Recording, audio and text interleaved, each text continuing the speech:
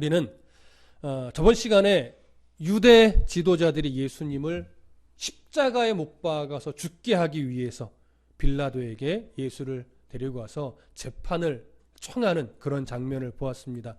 사실 빌라도는 이 재판을 별로 하고 싶지 않았습니다. 이 재판을 별로 마음에 들어 하지 않았고 유대의 지도자들의 요구를 별로 달가워하지 않았습니다.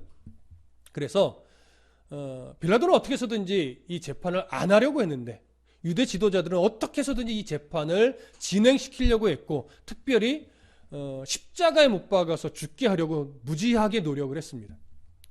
근데 우리가 저번 시간에 확인을 했지만 사실 유대 지도자들이 예수님을 죽이려면 죽일 수 있었어요. 어떻게 해요? 신성 모독죄로 여겨서 돌을 던져서 죽일 수 있습니다. 유일하게 이거 하나는 그들에게 사형권이 주어졌었지만 유대 지도자들은 돌을 던져 신성 모독죄로 해서 돌을 던져 죽이려 하지 않고 로마의 법정에 세워서 정치범으로 몰아서 십자가에 죽게 하려고 그렇게 음모를 꾸미고 지금 진행시키고 있는 중이었습니다. 왜 그렇게 했냐면 십자가에 돌을 던져서 예수를 죽이게 되면 예수를 추종하던 무리들 안에 또 소요가 일어나고 반란이 일어나고 유대 지도자들에게서 돌아섰던 마음을 다시 돌이키기가 어려워질 겁니다. 또 하나 돌에 맞아 죽게 되면 예수님이 하나님의 아들이라는 사실을 부정하기가 어려워질 수 있어요.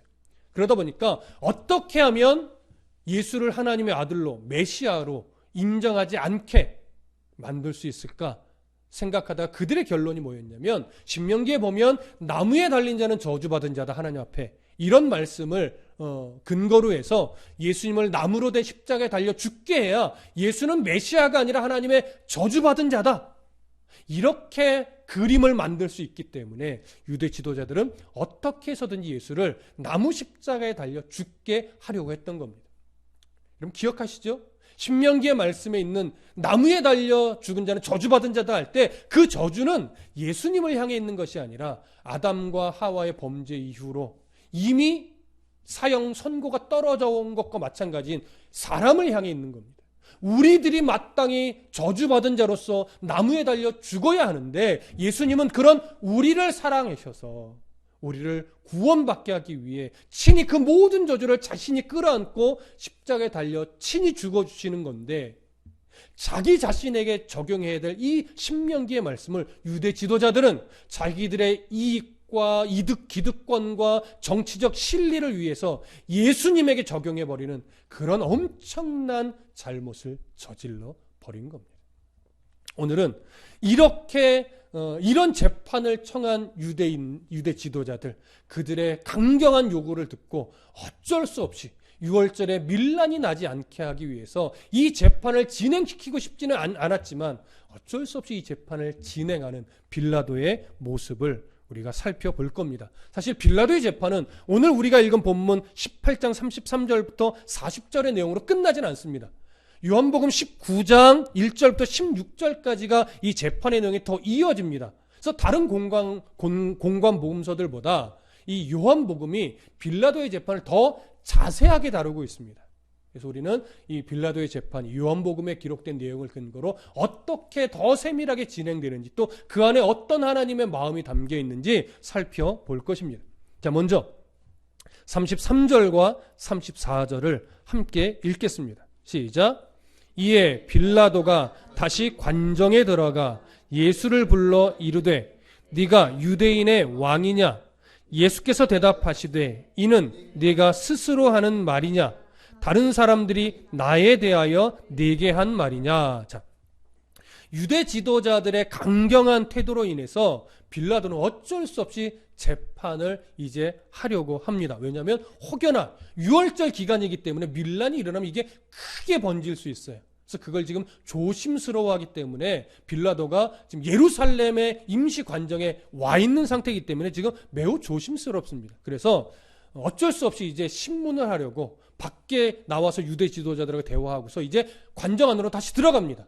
예수님을 신문하기 위해서죠. 그래서 빌라도는 굉장히 좀 기분 나쁜 상태로 관정 안으로 들어가서 예수님에게 묻습니다. 네가 유대인의 왕이냐? 이 어투는 사실 어떤 온유하거나 겸손한 어투가 아닙니다. 굉장히 신경질적일 것이고 예수님을 어떤 조롱하는 느낌도 있을 것이고 그래서 굉장히 불편한 감정의 상태를 가지고 예수님에게 네가 유대인의 왕이냐고 물었습니다. 이 유대인의 왕이냐라고 대뜸 물은 것을 보면 당연히 빌라도는 유대 지도자들이 어떤 내용을 가지고 고발했는지 이미 알고 있는 거죠. 그래서 이 말에 예수님이 이렇게 반응합니다. 이 말은 결국 그거예요. 네가 유대인의 왕을 자칭한다고 고발당한 그 사람이 맞느냐? 이런 의미죠. 빈정거림도 있고 경멸하는 태도도 있고 조롱하는 태도도 있을 거예요. 자, 그렇게 묻자 예수님이 빌라도에게 이렇게 반응을 합니다. 그러니까 너의 질문은 네가 스스로 하는 말이냐? 아니면 다른 사람들이, 유대 지도자들을 말하는 거죠. 다른 사람들이 나에 대해서 네게 해준 말이냐? 자, 이 질문이 어떤 말이냐면 쉽게 이야기하면 이해하셨겠지만 이 너의 질문이 네가 유대인의 왕이냐라고 물은 이 질문이 너의 생각에서 나온 말이냐? 아니면 유대 지도자들이 너에게 고발한 내용을 근거로 나에게 한 말이냐? 이 의미예요. 자, 그러면 이 질문이 어떤 의미를 또 담고 있냐면 빌라도의 생각에서 나온 질문이라면 이 물음은 네가 유대인의 왕이냐라고 하는 물음은 이런 의미가 됩니다. 가이사에게 반역을 일으킨 정치적인 왕이냐? 이런 물음이 되는 거죠. 그렇다면 예수님은 뭐라고 대답할까요? 아니다라고 대답을 하겠죠. 그런데 유대 지도자들의 고발한 내용을 근거로서 한 말이라면 이런 의미가 돼요.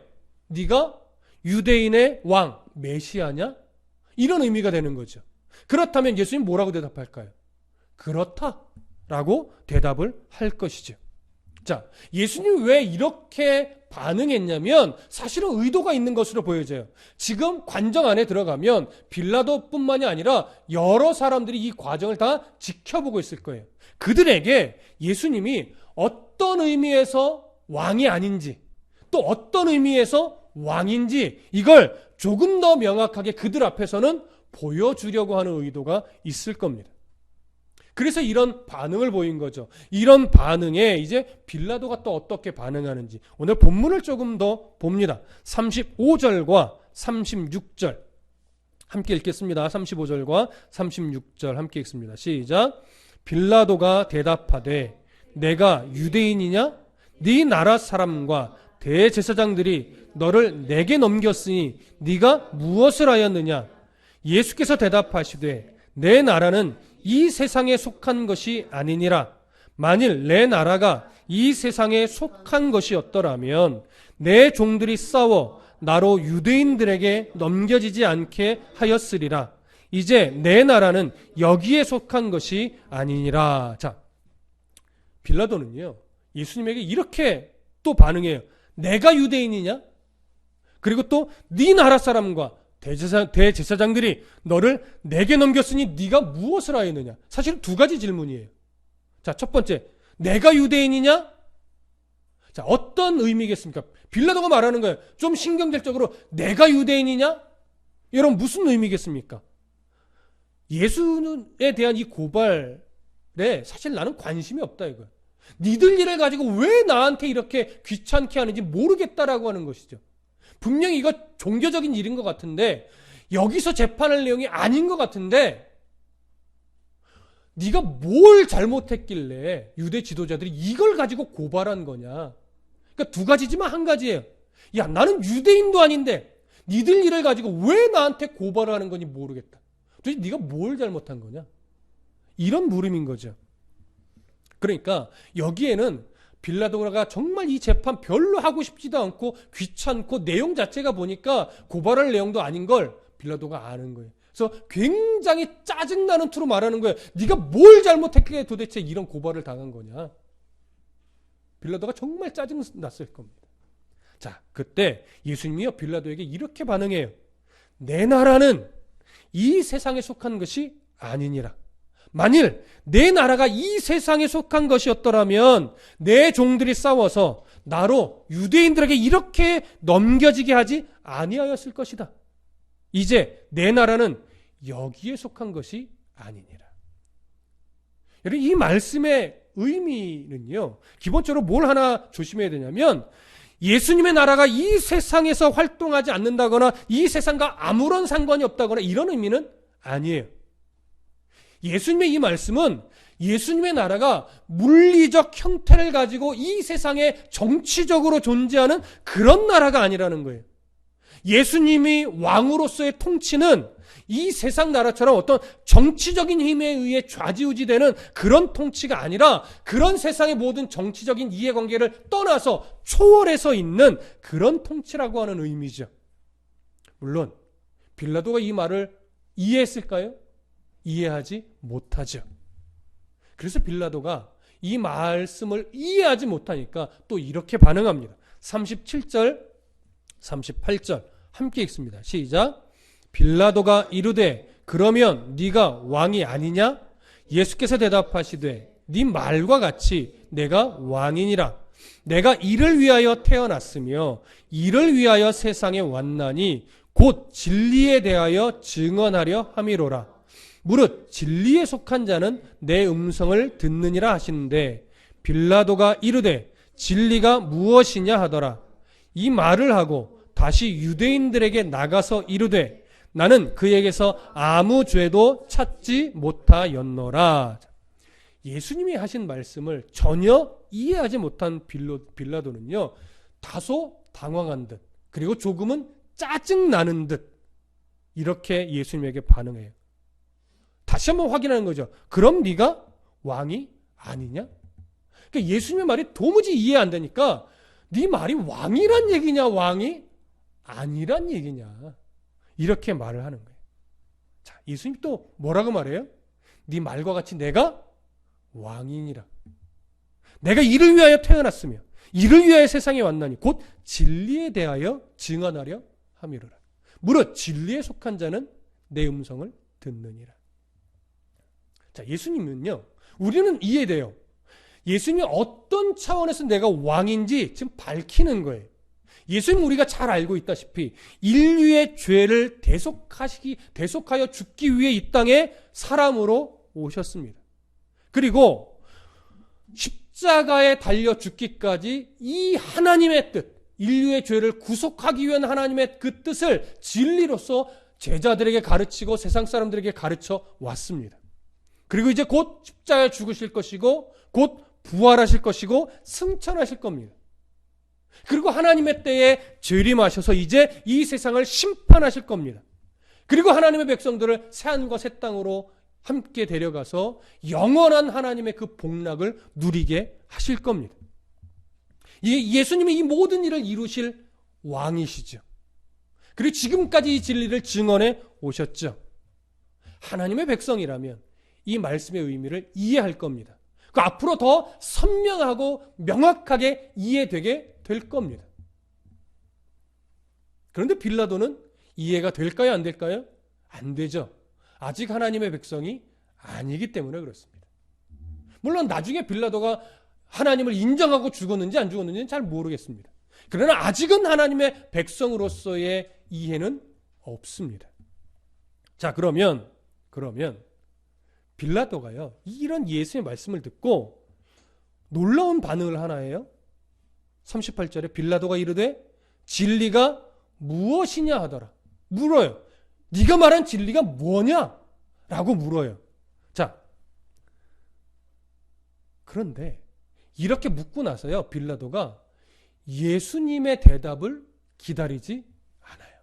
기다리지 않고 그냥 밖으로 나가요. 그래서 유대 지도자들에게 뭐라고 말하냐면 다시 유대인들에게 나가서 이르되 나는 그에게서 아무 죄도 찾지 못하였다, 이렇게 말합니다. 자, 그러면 빌라도가 예수님에게 왜 이런 질문한 걸까요? 진리가 뭐냐라고 왜 물은 걸까요? 들으려고 하지도 않았으면서. 여러분, 지금 빌라도의 머릿속에서 일어나는 생각들을 한번 생각해 보실 필요가 있어요.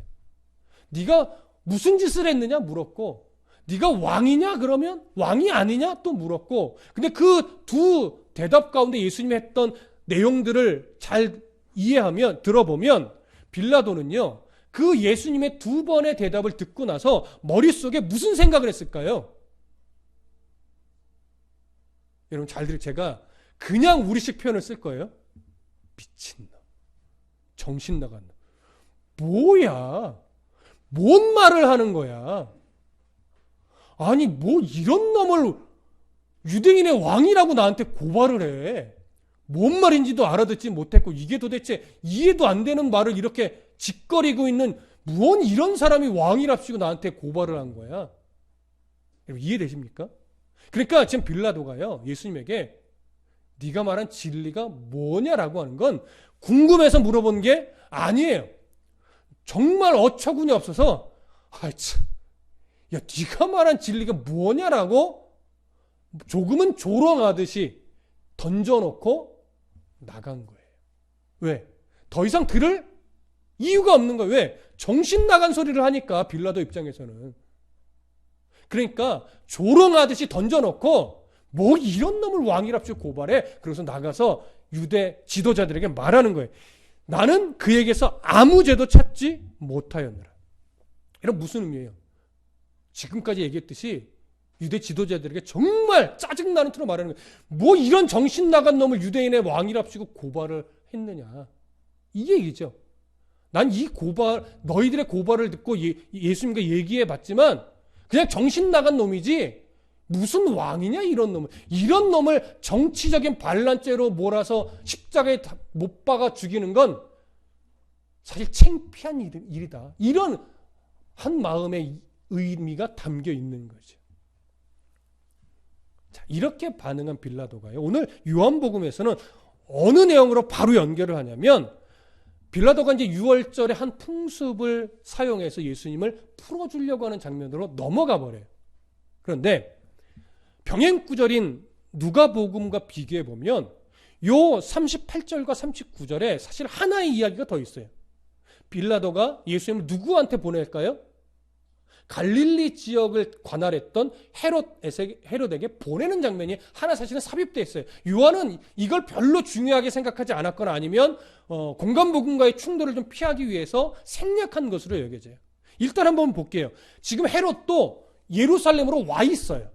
왜? 지금 6월절 기간이라 서로 조심하려고 남서쪽에 있는 헤롯궁에 임시로 와 있단 말이죠. 그러니까 보내는 건 어렵지 않아요. 왜? 금방 가니까.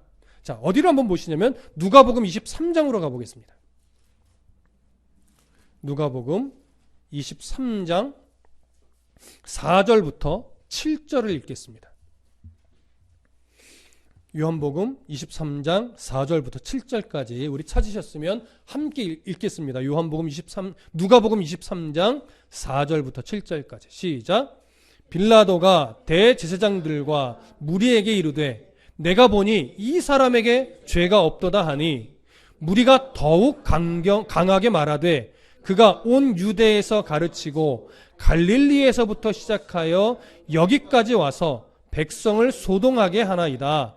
빌라도가 듣고 그가 갈릴리 사람이냐 물어 헤롯의 관할에 속한 줄을 알고 헤롯에게 보내니 그때의 헤롯이 예루살렘에 있더라. 자, 나는 이 사람이 정신 나간 사람이지 뭐 왕으로 보이지 않는다. 난 죄를 못 찾겠다 그랬더니 유대 지도자들이 더욱 강경하게 말하면서 이 사람이 갈릴리에서부터 소동을 일으켜서 지금까지 왔고 지금도 막 사람을 요동하고 있습니다. 이렇게 말하니까 빌라도가 뭐 하나 잡은 거예요. 아, 내가 재판하지 않아도 되겠다. 이렇게 문득 생각하고 뭘 물어요? 그럼 예수가 갈릴리 사람이냐? 물었던 유대 지도자들이 그렇다고 했겠죠. 아, 그러면 내 관할이 아니야. 이건 갈릴리를 관할하는 헤롯에게 넘길 일이야. 그래서 정말 잘 됐다는 투로, 귀찮다는 투로 헤롯에게 보내버린 거예요. 무슨 말씀 이해되시죠? 근데 헤롯에게 딱 보냈을 때 헤롯이 의외로 예수님의 온 것을 반갑게 여깁니다. 그래서 어떻게 내용이 전개되는지 한번 볼까요? 누가복음을 조금 더 봅니다. 23장 8절부터 12절까지 봅니다. 누가복음 23장 8절부터 12절 함께 읽습니다. 시작. 헤롯이 예수를 보고 매우 기뻐하니 이는 그의 소문을 들었으므로 보고자 한지 오래였고 또한 무엇이나 이적을 행하심을 볼까 바랐던 연고로라. 여러 말로 물으나 아무 말도 대답하지 아니하시니 대제사장들과 서기관들이 서서 힘써 고발하더라. 헤롯이 그 군인들과 함께 예수를 업신여기며 희롱하고 빛난 옷을 입혀 빌라도에게 도로 보내니 헤롯과 빌라도가 전에는 원수였으나 당일에 서로 친구가 되니라. 자, 헤롯이 처음에는 반가워했죠. 근데 반가워한 이유가 뭐예요? 예수님의 어떤 진리나 그 소문을 듣고 어떤 사람일까가 궁금해서가 아니에요. 이미 이전부터 궁금했는데 뭐가 궁금했냐면 그가 베풀었다라고 하는 여러 이적들에 대해서 너무 궁금한 호기심에 의해서 보고 싶었던 거예요.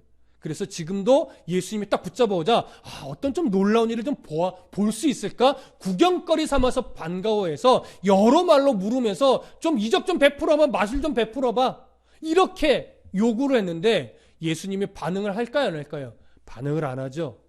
그랬더니 짜증도 나고 화가 나서 예수님을 군사들을 시켜서 희롱하고 조롱하고 또 조롱하는 모습에 그 빛난 옷을 입혀서 정말로 이제는 빌라도에게 다시 돌려보내버린 거예요.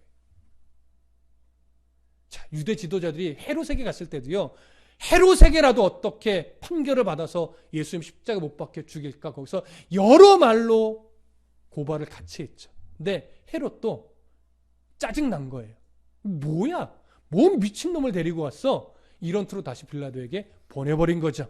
그래서 이제 다시 빌라도에게 오면서 다시금 재판이 연결이 되는 거예요. 자, 오늘 본문으로 다시 봅니다. 오늘 본문 몇 절을 먼저 잠깐 읽냐면 39절, 요한복음 18장 39절을 함께 읽겠습니다. 시작.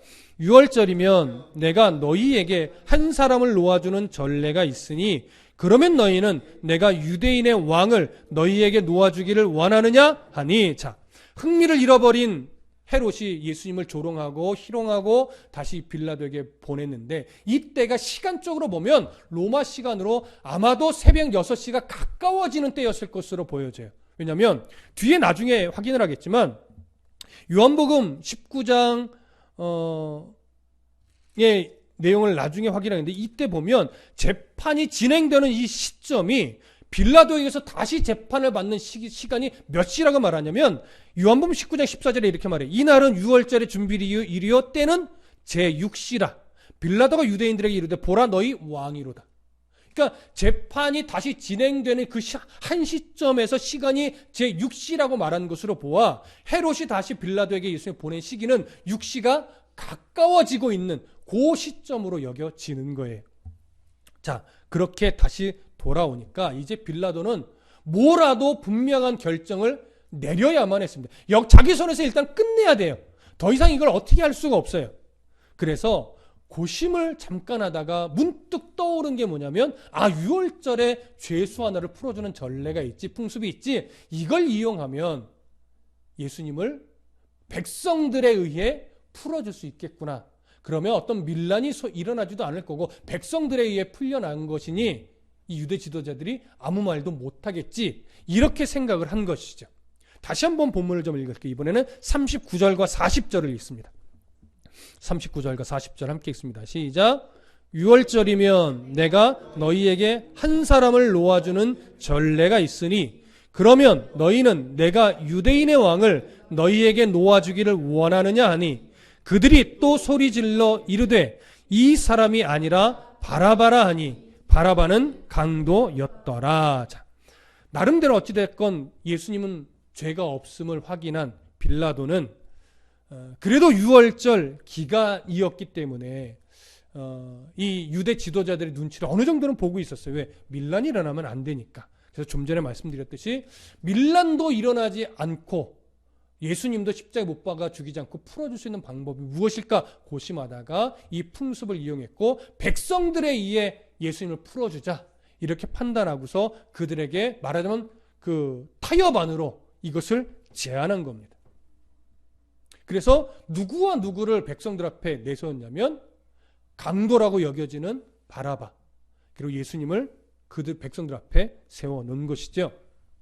그래서 백성들 앞에 누구를 풀어주기 원하느냐 이렇게 물었더니 의외로 백성들은 바라바를 풀어주라고 하죠. 요 바라바를 풀어주라고 하는 장면은 사실 다른 공간복음서도 어느 정도는 자세하게 되어 있습니다.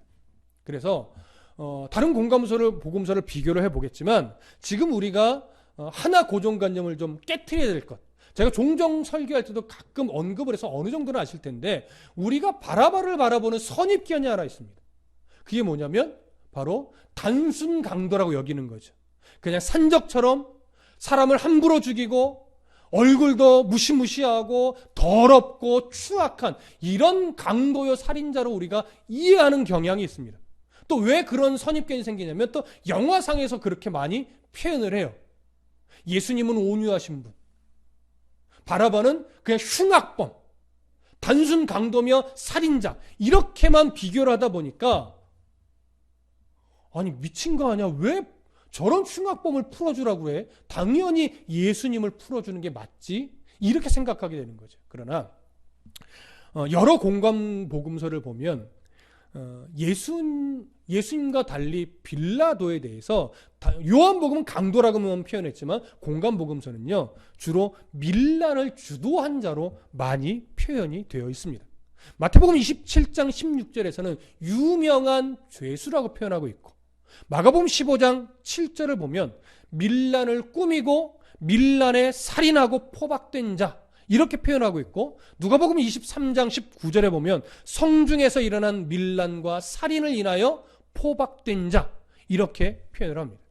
자, 여기서 밀란이 어떤 것을 의미하느냐에 대해서 사실은 성경에 더 자세하게 기록되어 있지는 않지만 대부분의 학자들이 연구한 바에 의하면 대부분 어떤 결론에 이르냐면 여기서 말하고 있는 밀란은 로마 정권의 항거하는 반란이었을 것으로 대부분 인정을 합니다. 자, 그래서 로마 정권의 항거나 하는 밀란이라면 그런 반란이라면 우리나라 일제시대와 같으면 결국 뭐예요? 독립투사들의 항거, 항쟁 이런 게 되는 거죠. 이런 일들을 일으키다가 어떤 로마의 정권에 있는 사람들을 죽이기도 하고 그러다가 붙잡힌 거예요. 그러니까 사실은 바라바는 단순 살인 강도가 아니라 혁명가요, 독립투쟁을 하는 그런 사람으로 보는 것이 옳습니다. 자, 그런 입장에서 딱 두 사람을 세운다면 로마의 입장에서는 바라바는 뭐예요? 혁명가죠. 그러니까 정치범이죠. 그러니까 이 바라바를 바라볼 때 로마의 입장에서는 죄인이지만 유대인의 시선으로 보면 죄인이 아니죠. 나라를 위해 독립투쟁에 앞장섰던 혁명가요, 독립투쟁가요, 하나의 영웅이죠. 그러니 유대 백성들이 바라바와 예수를 딱 세워놨을 때 이 두 사람을 바라보는 시선은 우리가 선입견을 갖고 있던 시선과는 사뭇 다른 시선인 거예요. 그러니까 누구를 풀어주겠느냐라고 물을 때 유대인들의 입장에서는 오병이어의 기적을 일으켰던 예수냐, 독립투쟁에 앞장섰던 바라바냐 이렇게 바라보게 되니까 사실은 선택하기가 어렵죠. 그런 차원에서 백성들은 선택하기가 어려워요. 자, 그러면 그냥 백성들은 쉽게 바라바를 풀어주라고 했느냐? 그렇게 여겨지지는 않습니다. 마태복음 27장 20절에 보면 이 내용 중에 어떤 내용을 삽입하고 있냐면 대제사장들과 장로들이 무리를 권하여 바라바를 달라 하게 하고 예수를 죽이자 하게 하였더니 이런 표현을 합니다. 그러니까 지금 이렇게 재판을 하고 있는 중에 또 바라바와 예수님을 백성들 앞에 딱 세워놨을 때 백성들이 야, 누구를 풀어주는 게 옳지라고 이렇게 좀 갈등을 하고 있는 것이 여겨지고 이것으로 빌라도가 예수를 풀어주려고 하는 속셈을 눈치를 채요. 그래서 백성들 속으로 대제사장들과 장로들이 슬며시 들어갑니다. 그래서 백성들의 귀에 속삭이는 거죠. 뭐라고요? 야, 누구를 풀어주는 것이 우리나라가 로마의 압제에서 해방하는데 더 유익하겠느냐? 우리들을 대신하여 앞장서서 투쟁하며 싸웠던 저 바라바겠느냐? 아니면 오병이어의 기적같이 놀라운 기적을 일으켰지만 로마인들과 한 번도 싸우지도 못하고 저렇게 허무하게 붙잡혀버린 예수겠느냐? 여러분, 이렇게 말한다면 당연히 백성들의 입장에서는 누구를 풀어주는 것이 훨씬 더 로마의 압제에서 해방하기 위해서는 누구를 풀어주는 것이 더 좋을까요? 당연히 바라바죠. 그러니까 이 말에 백성들의 귀는 바라바 쪽으로 쏠립니다. 눈은. 눈과 귀가. 그러다 보니까 한두 사람이 바라바를 풀어주라 라고 외치니까 이제 그것이 군중 심리로 번져서 모든 사람들이 바라바를 풀어주라고 외치게 되는 거지. 우리가 이 장면에서 놓치지 말아야 될 것이 뭐냐면, 과연 그 군중들 중에 구약 성경에 기록된 예언의 말씀과 그 말씀에 담긴 메시아로서의 예수를 분별하여서 예수를 풀어줘야 되겠다라고 분별했던 사람이 한 명이라도 있을까요? 없을 겁니다. 그리고 바라바를 풀어주라고 외치는 그 군중들 안에 몇 사람이나 정말 바라바를 풀어주는 것이 옳은 걸까? 이런 생각을 한 사람은 몇 사람이나 될까요? 아마도 80% 이상은 그 군중 심리에 휩쓸려서 함께 외쳤을 것으로 여겨집니다. 여러분, 왜 이 말씀을 드리냐면, 사람은요, 군중 심리에 쏠렸을 때 분별력을 잃어버릴 때가 참 많습니다. 그래서 무엇이 하나님의 말씀에 부합한가, 이것을 고민하는 것보다 군중들의 심리가 어느 쪽으로 쏠려 있는가에 마음을 더 많이 뺏긴다라고 하는 거예요. 이렇게 분별력을 잃어버리기 시작하면 우리는 군중 심리에 쏠려서도 그렇고 우리의 이득이 되는 쪽이 어느 쪽이냐, 이런 쪽에 휩쓸려서 예수님을 못 박으라고 외치는 자가 될 수 있다라고 하는 거죠. 여러분, 오늘날도 별반 다르지 않습니다. 교회가, 성도가, 목회자가 말씀을 근거로 한 선명하고 명확한 분별력을 잃어버릴 때 교회의 이득이라고 하는 명분을 가지고 오늘도 예수를 못 박으라는 외침은 얼마든지 할 수 있다라고 하는 거예요. 강단에서 교회를 위하고 성도들을 위한다는 명분을 딱 내밀었지만 말씀에 대한 바른 분별력이 없으면, 이 분별력을 위한 씨름을 하지 않으면 강단에서 교회를 위하고 성도를 위하고 설교라고 하는 명분은 걸었지만 강단에서도 얼마든지 예수를 못 박는 외침을 할 수 있다라고 하는 거예요. 성도들도 분별력을 잃어버리면 그 외침에 휩쓸려서 교회의 전통에 매이고 분별력이 없는 말씀에 휘둘려서 성도들도 예수를 못 박는 삶을 나도 모르게 살아갈 수 있게 되는 거예요. 그래서 목회자도 성도도 무슨 분별력을 잃어버리지 않기 위해 애써야 되냐면 말씀을 근거로 한 분별력, 이걸 놓치지 않고 잃어버리지 않으려고 부단히 더 애써야 돼요. 여러분, 우물한 개구리가 돼서는 안 됩니다. 시선을 넓혀야 돼요. 교회 전통에 갇혀 있으면 안 돼요. 정말 말씀이 무엇이라고 하느냐, 하나님의 성경을 통해서 우리에게 보여주는 그 중심이 뭐고 본질이 뭐냐, 이걸 찾기 위해 함께 씨름하고 노력해야 돼요. 이걸 놓치고 이걸 잃어버리는 순간 우리는 전통에 끌리고 군중 심리에 끌리고 잘 왜곡된 가르침에 끌리고 이러면서 우리도 모르게 예수를 못 박아야 된다, 바라바를 풀어줘야 된다, 이것과 동일한 색깔의 행동과 말을 하게 될 수도 있다라고 하는 것이죠. 그러면서도 우리는 메시아를 못 박는다라고 생각하지 못하는 거예요. 교회를 위하고 있다, 하나님을 위하고 있다, 이렇게 착각하게 되는 거죠. 여러분, 우리가 지금 그런 실수를 범하지 않고 있다라고 말할 수 있습니까? 참 힘들고 어려운 부분이에요. 우리도 현실을 살아가고 있고 우리 교회도 현실 가운데 있습니다. 근데 그 현실을 바라보는 목회자의 시선이나 성도들의 시선이 그래도 하나님의 마음을 놓치지 않으려고 말씀의 시선이 고정되지 않으면 교회든 목회자든 성도든 현실 때문에 바라바를 풀어달라고 하는 그런 목회를 할 수 있고 그런 삶을 살아갈 수 있게 되는 거죠.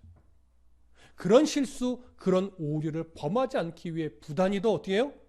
우리의 판단력은 말씀에 맞춰야 되는 것이고 우리가 온전하게 또 말씀을 다 이해할 수 없기 때문에 누구의 도움을 늘 구할 수밖에 없습니까?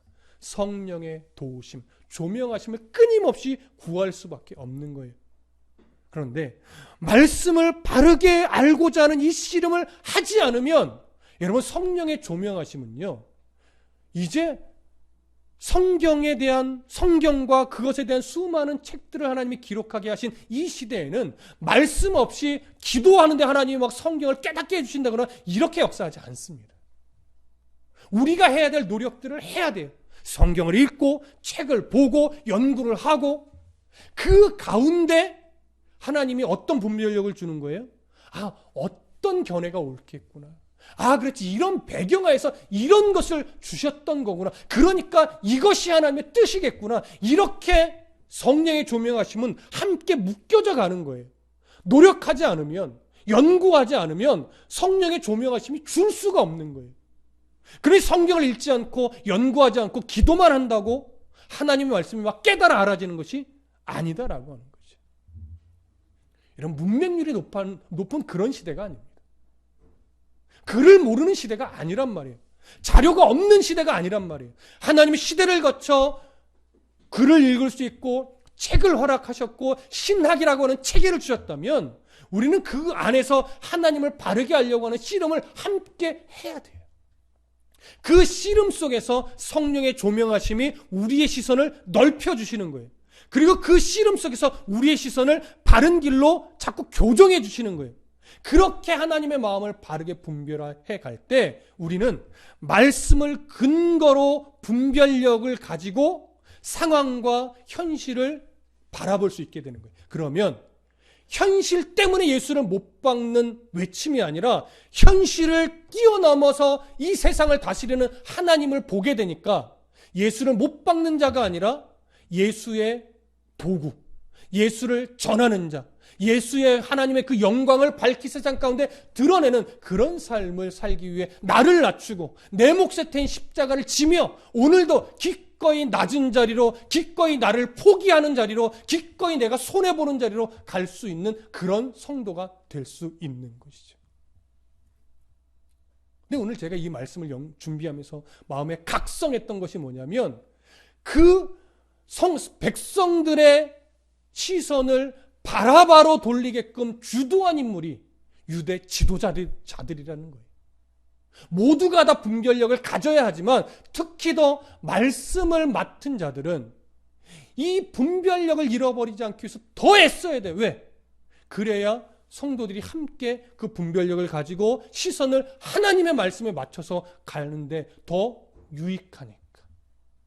그러니 목회자의 역할은 또 어떤 소그룹이든 어떤 그룹이든 그 앞선 리더자로 세움받은 자들은 그래서 더 사명감을 가지고 더 깨어 있어야 되는 겁니다. 그들만 깨어 있어야 되는 것이 아니라 그들이 더 깨어 있어야 되는 거예요. 그럴 때 함께 분별력 있게 하나님의 말씀을 기준으로 예수를 못 박는 자가 아니라 예수의 영광을 위해서 내가 죽어질 수 있는 자로 살아갈 수 있게 되는 것이죠. 여러분, 이제 오늘 이 말씀을 근거로 제발 군중 심리에 속지 않고 교회 전통에 속지 않고 나의 현실이라고 하는 그 담 앞에서 속지 않는 그런 성도가 되시기를, 또 그런 목회자가 되시기를 간절히 소망합니다. 하나님을 위한다는 명분에도 속지 마시고 오직 말씀 안에서 하나님이 내게 무엇이라고 하는가, 말씀을 근거로 하나님이 교회에 무엇이라고 하는가, 이 치열한 분별력을 위한 싸움을 살아내 주시고 그 분별력을 가지고 교회 다움을 잃지 않고 목회자 다움을 잃지 않고 성도 다움을 잃지 않는 그런 삶이 되시기를 간절히 축복합니다. 기도하겠습니다.